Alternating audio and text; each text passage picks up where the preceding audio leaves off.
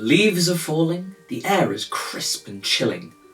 The veil between worlds is getting thinner by the day, and for those brave enough to venture out into the unknown, a delightfully macabre range of risks and rewards can be found. For ghastly ghouls, malicious monsters, and austere apparitions can be found wandering off the beaten path. And that can mean only one thing. This is the perfect season for love. Now I know what you're thinking. Chase, are you really just gonna spend a whole video telling us that vampires and werewolves are hot? We already know! Of course not! This series is about answering specific and pressing questions about the mythological and supernatural. As if I would waste both your and my time with something so trivial, when there's a much more important conundrum that's been racking my brain.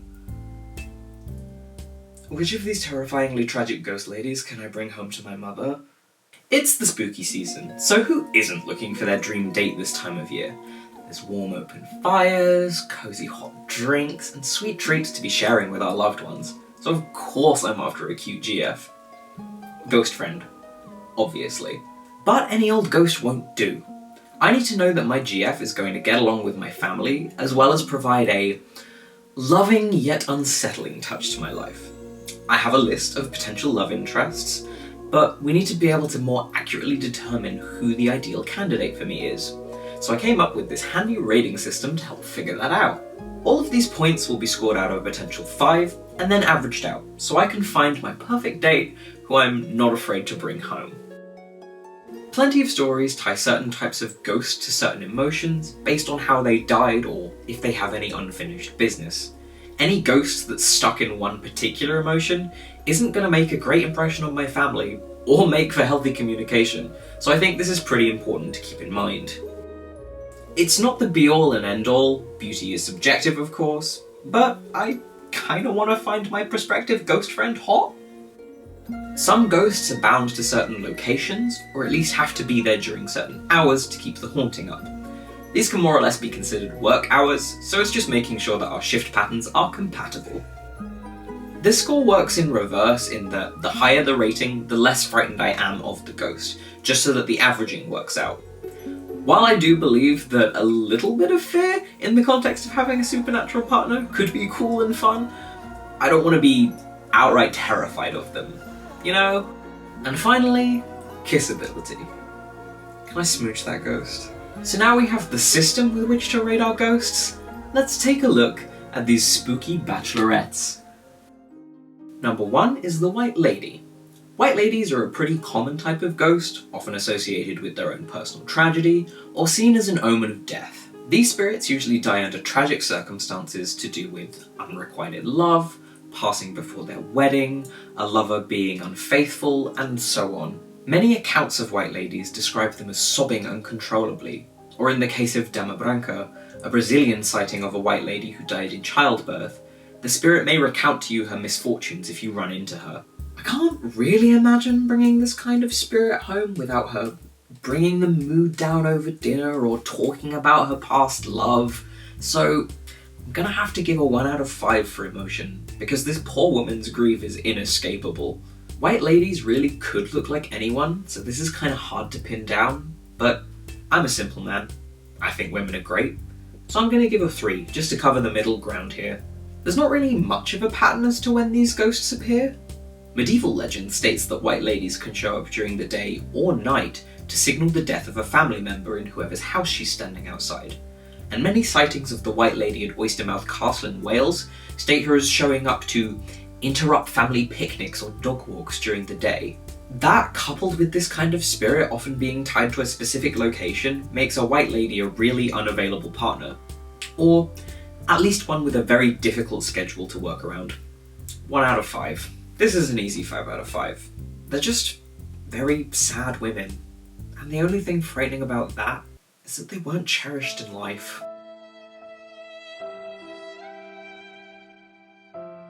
I'm not really sure how corporeal these spirits are. Most accounts state the woman is disappearing before they can get too close, so I'm gonna give her a 2 so as not to write her off entirely. That puts the White Lady's average score at a 2.4. Kind of a middle ground, so let's see if anyone else does any better. Next up are the Moroica. Moroica come from Romanian folklore and are the female version of a Moroi. Considered somewhere between ghosts and vampires, these phantoms leave their graves to leech life from the living. And yes, I know I said I wouldn't talk about vampires, but these phantoms tread the line, and that's good enough for me. Moroi can come into being a few different ways. Unbaptized individuals, people who are killed or buried alive, and bad people with no faith in God may return to wreak havoc on the living as a Moroi. I get the impression this would make them kind of hateful, or at the very least, emotionally absent. You know, only desiring to sow seeds of dread amongst us mortals. So, 3 out of 5. Angry and upset, but trying to work it out.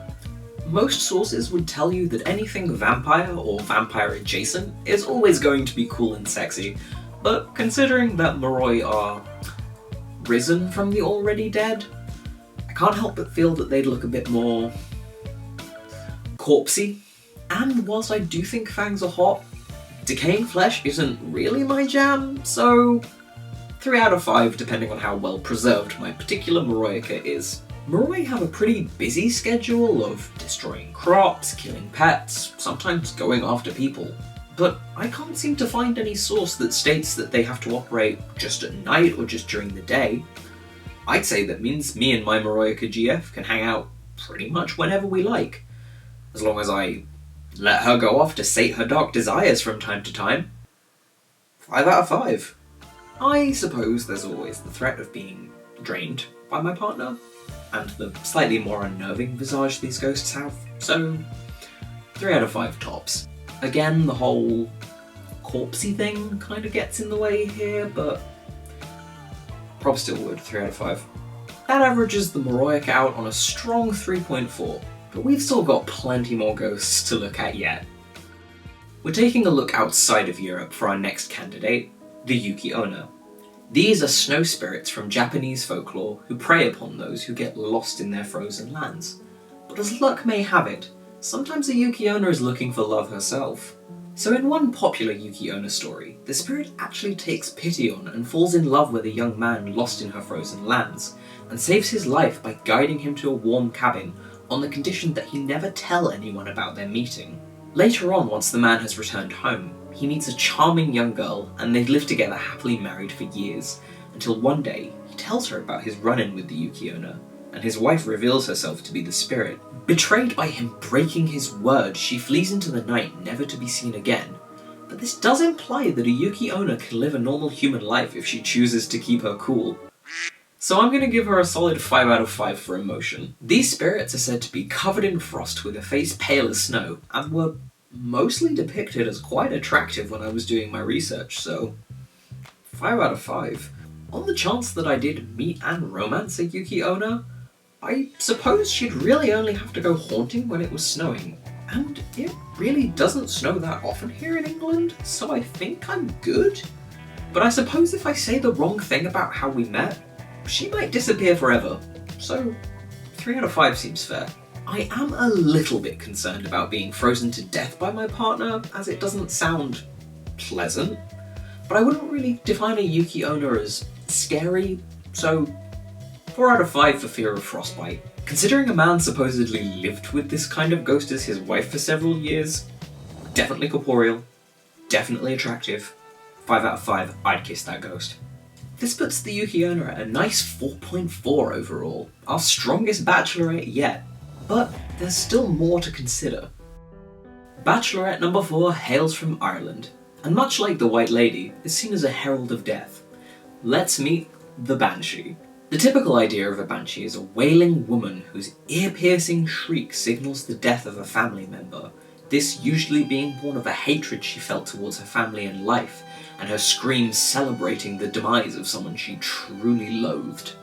You might think, gee, that's probably going to give her a pretty bad emotion score, but honestly, if her family were that cruel to her in life, then good for her. On the other side of the coin, you can encounter good Banshees who sing haunting melodies out of concern for their loved ones who are about to die. Either way, there's pretty strong emotions going on, though if I avoid talking about her family, I think I'm in the clear. 3 out of 5. Banshees appear in different forms depending on the account, sometimes old and wizened, sometimes young and beautiful, but common aspects are long silver or red hair, bloodshot red eyes, and sometimes a veil or a shroud. Whilst I don't want to bring an old lady home, I do still appreciate the aesthetic, and there is always the chance that I could find a nice young Banshee, so 3 out of 5 seems like the fair middle ground.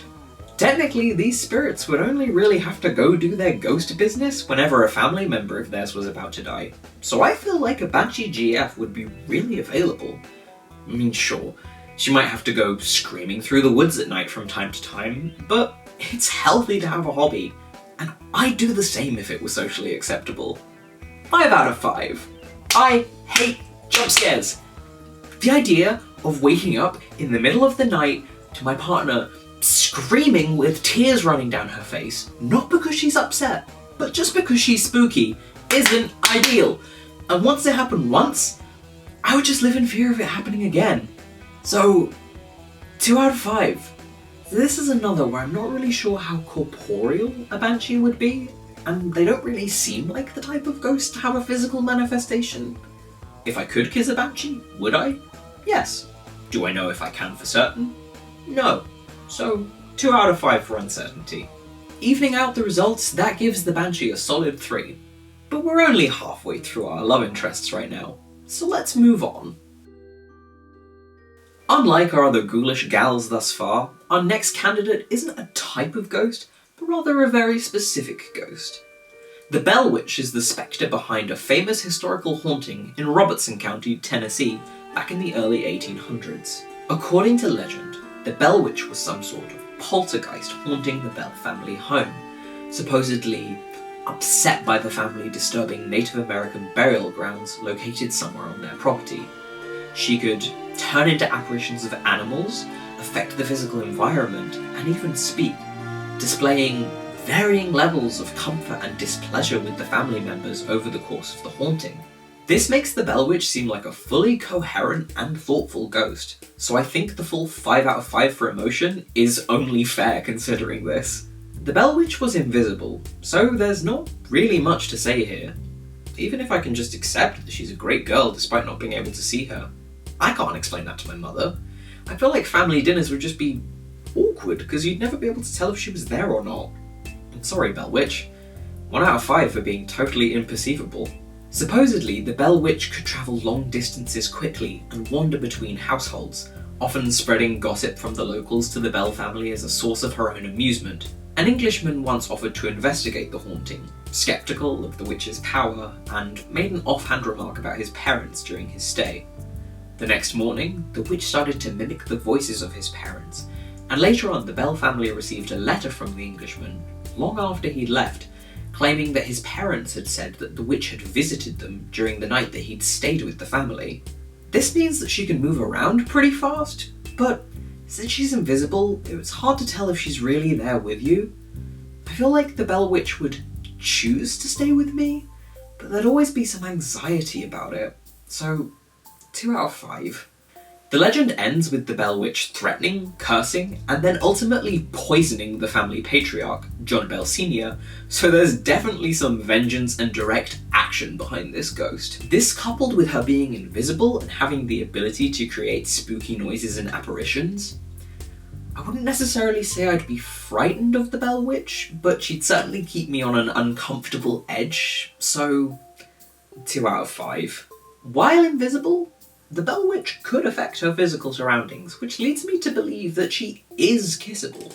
But the only family member the witch showed any true kindness to over the course of her stay was John's wife Lucy, whom the witch would gift fresh fruit and sing to, calling her the most perfect woman on earth. So I think the Bell Witch might be gay, and I'm not going to kiss her if she's not into dudes, because that's not cool. So 1 out of 5 for, me personally, I guess. It's a pretty low 2.2 average for the Bell Witch, but I think Lucy has a better chance with her than I do, so I should move on to the next candidate. Whilst the subject at hand is generally aimed towards more female spirits, as a bisexual man, I thought it was only fair to include one typically male ghost. Is this because I find some depictions of him hot in kind of a spooky way? Maybe so. It's the Headless Horseman, baby. The Horseman has appeared in folklore since the Middle Ages, though is perhaps most famous from the American short story The Legend of Sleepy Hollow, written by Washington Irving in 1820, in which he terrorizes a man named Ichabod Crane into fleeing from the titular town after he competes with a local man for the same girl's hand in marriage. There's definitely the implication that the Horseman is intended to be Ichabod's arrival in disguise, trying to scare him out of town, but the tale is popularly passed down as a ghost story, so it still counts. In general, the Horseman is an imposing figure who chases you down on his horse and doesn't really do much else besides be scary if you take the wrong turn. It's hard to tell what emotion, if any, he's feeling, so I'm gonna have to give him a 1 here. He's a dude on a horse, and he's got no head. Depending on the depiction of the Horseman, he's either carrying his head or just missing it entirely. Some paintings do show him with a pumpkin for a head, which I think must come from Irving's short story. A mysteriously smashed pumpkin was found on the road out of town the day after Ichabod was supposedly chased out by the Horseman. Judge me all you like, I honestly find the idea of the pumpkin head kinda cute.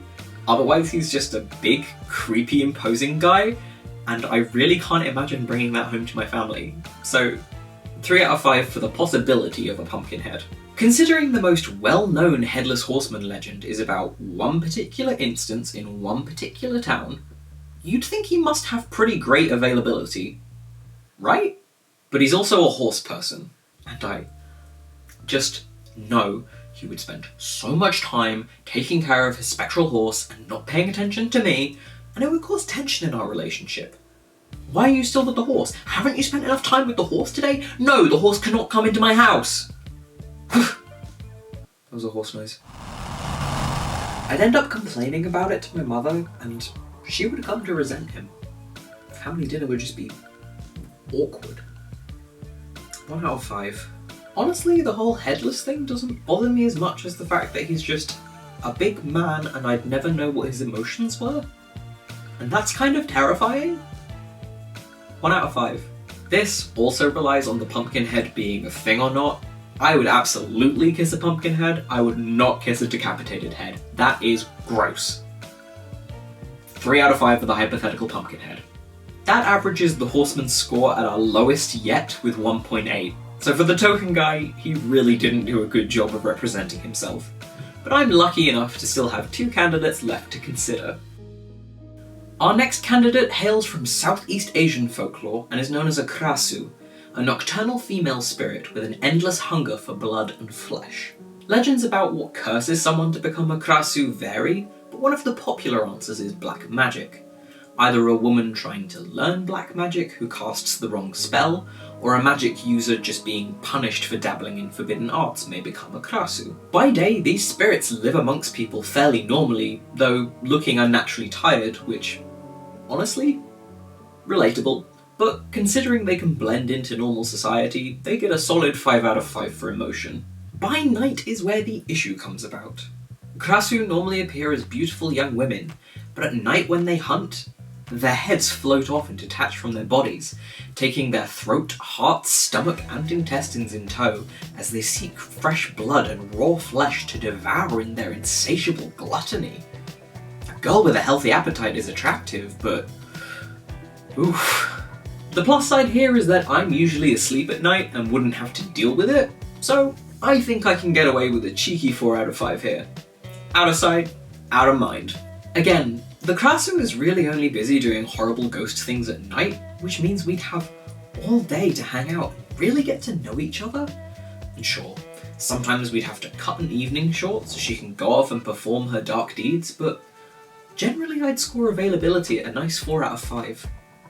I personally hate gore, so I'd be pretty grossed out if I did see my Krasu GF in her nighttime form, whether the floating head with all the organs out, or just rolling over to a headless body next to me in the middle of the night, and I'd have a really rough time explaining that to my family. Frightened, perhaps, isn't the word. There's a feeling here that's not good. So I'm gonna say 2 out of 5.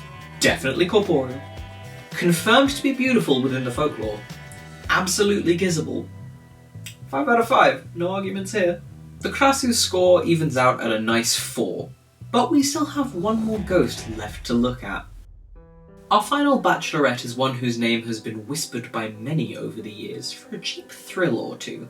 While Bloody Mary's origins and divination are a lot less gruesome than modern urban legends about her, she's still one of the most famous and fearsome ghosts of all time, so it would feel wrong not to include her. The original ritual to summon Bloody Mary involved young women walking backwards up a flight of stairs with a candle and hand mirror in a darkened house.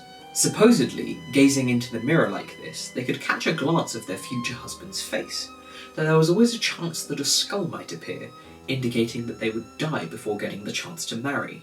This doesn't really indicate any kind of emotional response from Mary, except that she was chill enough to share the future with anyone who thought to ask, and is certainly a vast difference from the blood-soaked killer ghost that's popular nowadays.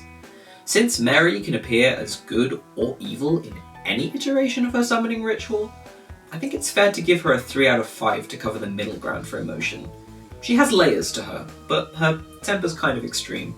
Mary has been described as anything from a corpse to a witch to just a woman soaked in blood. So, like a lot of these other spirits with varying descriptions, it's hard to put a pin in whether I'd find her attractive or not. I want to say 2 out of 5. Unlike some of these other ghosts that I've given the middle ground to, there's just not really any common description available for Mary, and it seems fair. Well, she lives in mirrors for a start, so that already makes things kind of tricky. And I suppose I'd be fine if I always carried a mirror around with me, and then she'd only have to jet off when people were summoning her. But I have no idea how often that would be. I feel like she'd just be gone all the time with people looking for a late night fright. 1 out of 5 might seem a bit harsh, but I just feel like it's the reality here that we wouldn't see each other that much. Admittedly, this is one of those legends that did scare me a bit when I was younger, and as I've already said, I'm not into screaming and I'm not into jump scares, and Mary has definitely been described as both a screamer and a strangler. Not into it, bit spooked by it, 2 out of 5. Again, she lives in mirrors, so I guess I'd have to kiss a mirror.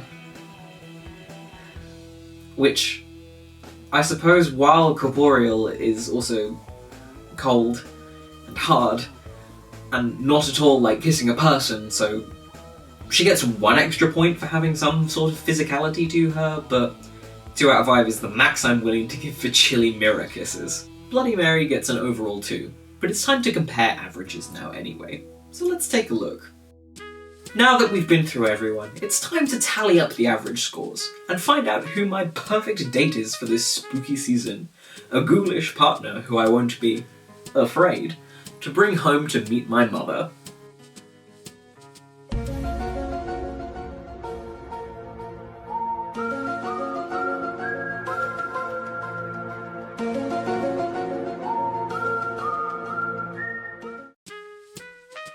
There were some strong contenders and a very close final result. But if you look at the numbers, the answer is clear. The Yuki Owner is my perfect date for the spooky season. She's emotionally available with a decent schedule.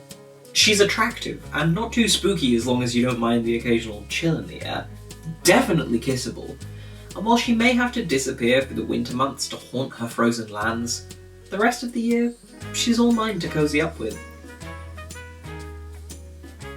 Unless I accidentally tell anyone that she's a spirit and she disappears into the night forever and we never see each other again and I'm left with a broken heart. Happy Halloween!